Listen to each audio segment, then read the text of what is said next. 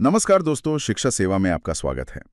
आज हम भारतीय संविधान के एक बहुत ही महत्वपूर्ण हिस्से पर एक गहरी नजर डालने वाले हैं।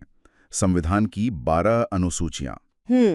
अक्सर इन्हें याद रखना थोड़ा मुश्किल लगता है, लेकिन हमारे पास जो सामग्री है वो विजुअल डायग्राम और एक शानदार ट्रिक से भरी हुई है। और ये जानना भी दिलचस्प है कि जब संविधान बना था तब इसमें सिर्फ 8 अनुसूचियां थीं। हाँ, समय के साथ विभिन्न संशोधनों के जरिए 4 और जोड़ी गईं, जिससे इनकी कुल संख्या 12 हो गई।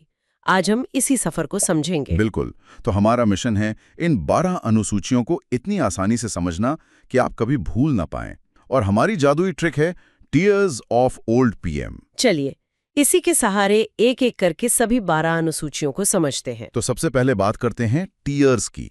इसमें पहली 4 अनुसूचियां छिपी हैं, तो टी से शुरू करते हैं। टी से टेरिटरी, यानी संघ और उसके राज्य क्षेत्र। हाँ, पहली अनुसूची बेसिकली भारत के भूगोल के बारे में है।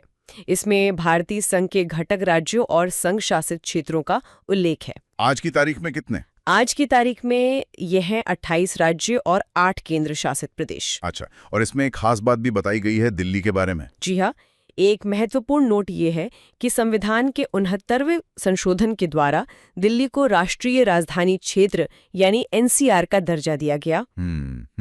तो टीयर्स में अगला अक्षर है ई, यानी इमोलुमेंट्स। इमोल्यूमेंट्स। सीधा सीधा कहें तो सैलरी और पेंशन की बात। बिल्कुल। इसमें विभिन्न संवैधानिक पदाधिकारियों को मिलने वाले वेतन, भत्ते और पेंशन का उल्लेख है। इसमें कौन कौन शामिल है? इसमें राष्ट्रपति, राज्यपाल, लोकसभा के अध्यक्ष और उपाध्यक्ष, राज्यसभा के सभापति और उपसभापति, विधानसभा के अध्यक्ष, उच्चतम और उच्च न्यायालय के न्यायाधीश और सीएजी यानी भारत के नियंत्रक एवं महालेखा परीक्षक शामिल है। अब आते हैं आई पर, जिसका मतलब है अफर्मेशन या शपथ। जी, इसमें विभिन्न पदाधिकारियों जैसे मंत्री और न्यायाधीशों द्वारा पद ग्रहण के समय ली जाने वाली शपथ का उल्लेख है। यहाँ एक बहुत ही रोचक बात है जो अक्सर लोग गलत समझ लेते हैं। ये जानना बहुत जरूरी है क्या? कि राष्ट्रपति की शपथ का उल्लेख इस अनुसूची में नहीं है, बल्कि वो अनुच्छेद 60, आर्टिकल 60 में दिया गया है। अरे वाह, ये एक जरूरी पॉइंट है। और टीयर्स का आखिरी अक्षर आर जो है राज्यसभा के लिए। जी, चौथी अनुसूची। इसमें विभिन्न राज्यों और संघीय क्षेत्रों का राज्यसभा में प्रतिनिधित्व का विवरण दिया गया है। मतलब किस राज्य से कितनी सीटें होंगी। बिल्कुल। और ये सीटें कैसे तय होती हैं? सीटों का आवंटन जनसंख्या के आधार पर किया जाता है। अच्छा, टीयर्स तो हो गया। अब ट्रिक में आगे बढ़ते हैं ओएफ ओल्ड पीएम पर। इसमें ओ और अगला एस बहुत महत्वपूर्ण है। हाँ, एस शेड्यूल्ड एरियाज के लिए है। और ओ का मतलब है अदर एरियाज। इन दोनों में अक्सर कंफ्यूजन होता है। 5वीं और 6ठी अनुसूची। तो पहले 5वीं की बात करते हैं, एस फॉर स्केड्यूल्ड एरियाज। जी। 5वीं अनुसूची में विभिन्न अनुसूचित क्षेत्रों और अनुसूचित जनजातियों के प्रशासन और नियंत्रण के बारे में उल्लेख है। तो क्या ये पूरे देश पर लागू होती है? लगभग पूरे देश पर, लेकिन इसमें 4 विशेष राज्यों को छोड़कर प्रावधान है। अच्छा। उन 4 राज्यों के लिए अगली अनुसूची है। तो ये अदर एरियाज कौन से हैं? 6ठी अनुसूची ओ फॉर अदर एरियाज। जी। इसमें केवल 4 राज्यों असम, मेघालय, त्रिपुरा और मिजोरम के जनजातीय क्षेत्रों के प्रशासन के बारे में प्रावधान है। इन्हें याद रखने के लिए भी एक ट्रिक है। हाँ, इसे AMTM या आम मित्र से याद रख सकते हैं। ए से असम, एम से मेघालय, टी से त्रिपुरा और एम से मिजोरम। जी, तो साफ है, अनुसूची 6 सिर्फ इन 4 राज्यों के लिए है और बाकी सभी राज्यों के अनुसूचित क्षेत्र अनुसूची 5 में आते हैं। बहुत बढ़िया। अब आता है एफ, यानी फेडरल स्ट्रक्चर। ये तो बहुत ही अहम लगता है। ये भारतीय शासन की नींव है। इसमें केंद्र और राज्यों के बीच शक्तियों का बंटवारा किया गया है। वही 3 सूचियां। बिल्कुल, 3 सूचियां हैं। पहली है संघ सूची, यानी यूनियन लिस्ट। इस पर सिर्फ केंद्र सरकार कानून बना सकती है।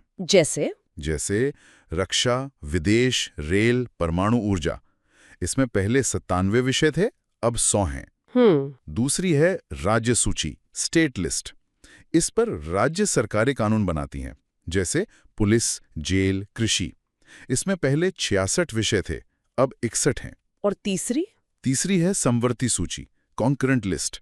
इस पर केंद्र और राज्य दोनों कानून बना सकते हैं। अच्छा। जैसे शिक्षा, वन, विवाह। शिक्षा सेवा यूट्यूब चैनल में पहले 47 विषय थे, अब 52 हैं। ठीक है, अगला ओ है ऑफिशियल लैंग्वेजेस के लिए। जी, 8वीं अनुसूची। इसमें भारत की 22 आधिकारिक भाषाओं का उल्लेख किया गया है। हाँ, एक रोचक तथ्य ये है कि मूल रूप से इस अनुसूची में केवल 14 भाषाएं थीं। तो बाकी 8 भाषाएं कैसे जुड़ी? ये 3 संशोधनों के जरिए हुआ। अच्छा। 1967 में 21वें संशोधन से सिंधी को जोड़ा गया। फिर 1992 में 71वें संशोधन से कोंकणी, मणिपुरी और नेपाली को जोड़ा गया। इसके लिए एक ट्रिक भी है, नमक। हाँ। नेपाली, मणिपुरी, कोंकणी। और फिर 2003 में 92वें संशोधन से बोडो, डोगरी, मैथिली और संथाली को जोड़ा गया। इसकी ट्रिक है BDMS। बिल्कुल। अब आते हैं L पर, यानी लैंड रिफॉर्म्स। ये उन अनुसूचियों में से हैं जो बाद में जोड़ी गईं। जी, ये पहली अनुसूची थी जिसे संविधान लागू होने के बाद जोड़ा गया। इसे प्रथम संविधान संशोधन अधिनियम 1951 द्वारा जोड़ा गया। और इसका उद्देश्य? इसका उद्देश्य राज्य द्वारा संपत्ति के अधिग्रहण की विधियों को मान्यता देना था। और शुरुआत में इस पर न्यायिक समीक्षा भी नहीं हो सकती थी? बिल्कुल। मूल नियम यही था कि इस अनुसूची में शामिल विषयों को न्यायालय में चुनौती नहीं दी जा सकती थी। लेकिन अब तो ऐसा नहीं है। नहीं। 11 जनवरी 2007 को सुप्रीम कोर्ट ने एक ऐतिहासिक निर्णय दिया। अब यदि 9वीं अनुसूची का कोई कानून मौलिक अधिकारों का उल्लंघन करता है तो उच्चतम न्यायालय उसकी समीक्षा कर सकता है। चलिए, ओल्ड का आखिरी अक्षर है D, मतलब डिफेक्शन या दल बदल। 10वीं अनुसूची। इसे 52वें संशोधन 1985 द्वारा जोड़ा गया था। इसमें दल बदल से संबंधित प्रावधान है जिसे हम एंटी डिफेक्शन लॉ के नाम से भी जानते हैं। और अब हम अपनी ट्रिक के अंत में आ गए हैं, PM। हाँ, P और M। P से पंचायत। 11वीं अनुसूची। इसको 73वें संवैधानिक संशोधन 1993 द्वारा जोड़ा गया।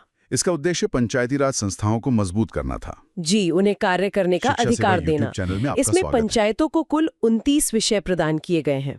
29 विषय। और हमारी अंतिम अनुसूची M फॉर म्युनिसिपैलिटीज। 12वीं अनुसूची। इसे 74वें संवैधानिक संशोधन 1993 द्वारा जोड़ा गया। मतलब ये शहरों के लिए है।